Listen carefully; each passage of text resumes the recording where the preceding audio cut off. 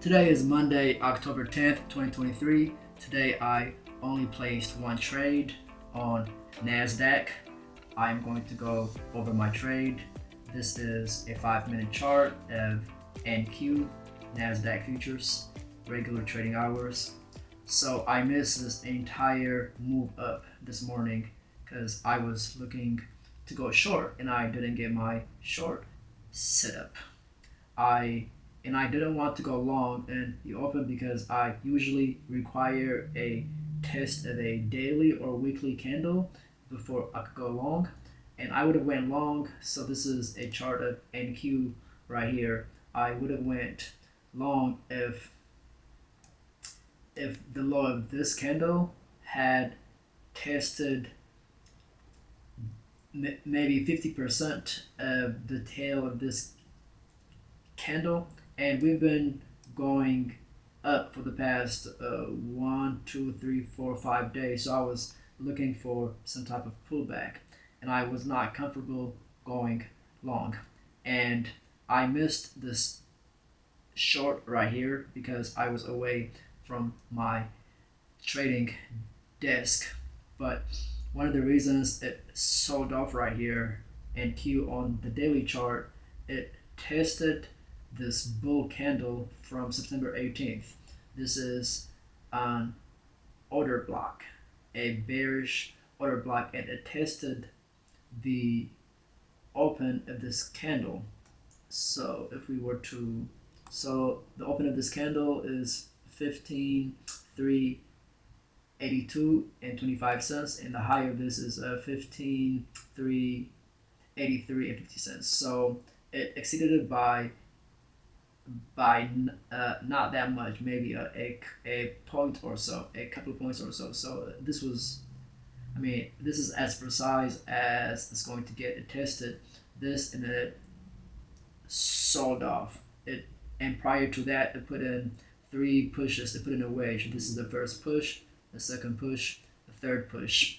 So 1, 2, 3, or this could be the first push, 1, 2, 3, and then to put in a lower high, and then this candle that broke out. The bears succeeded to close this candle way above all the support. On S&P 500, I noticed that the high of the day was at 50% of this fair value gap, this FVG, from the low of this candle, which is September 20th candle, and the high of September 22nd candle.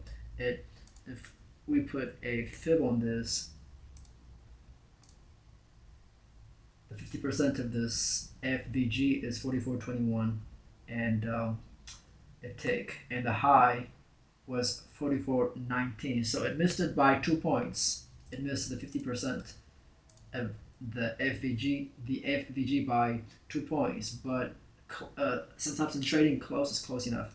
So when I came to my desk, price was around here. So what I saw was a bear rally to the 20 exponential moving average, and on the 15-minute chart, I was trading into this fair value gap.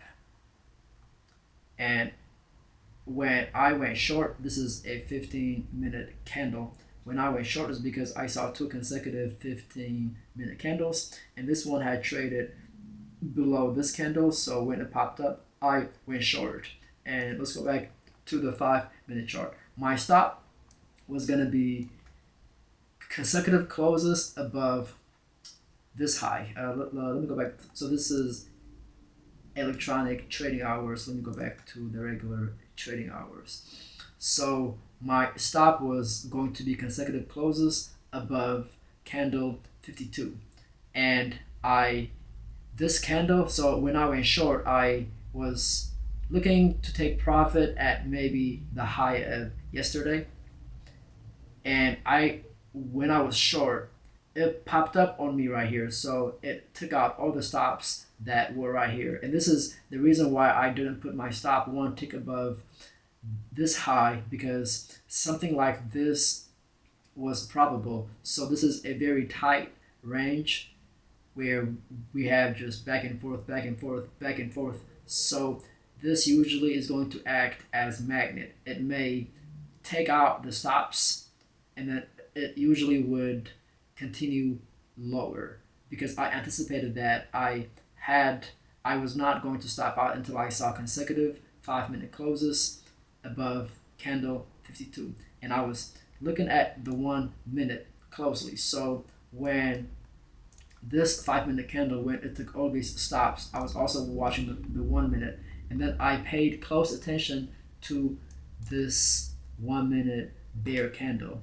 This is the last bear candle before a higher high, and then once price breaks below it, I pay particular attention to this candle.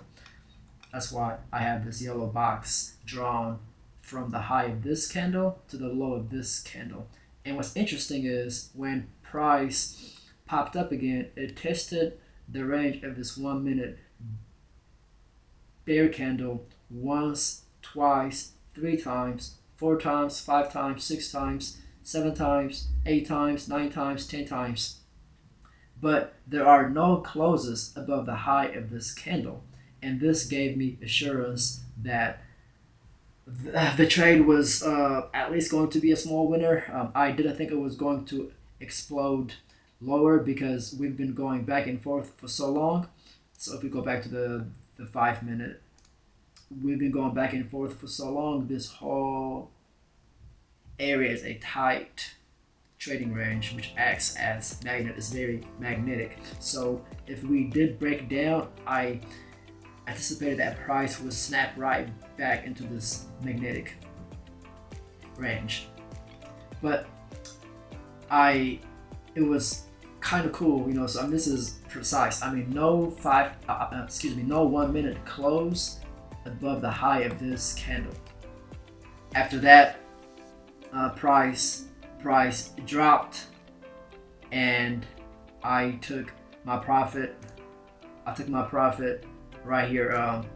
I wanted this candle to expand aggressively. When it didn't, I just took my profit right here. So it was a small winner. I think it was about, I don't know, maybe 15 points or so. Well, actually 10 points, so it was a small winner. But I would take a winning trade over a losing trade. And to be honest, I don't think I should have taken this trade. I don't like trading in the middle of the day, but because I missed that entire move up, I wanted to place at least one trade, and waiting for the trade to pan out was not worth the time or the effort.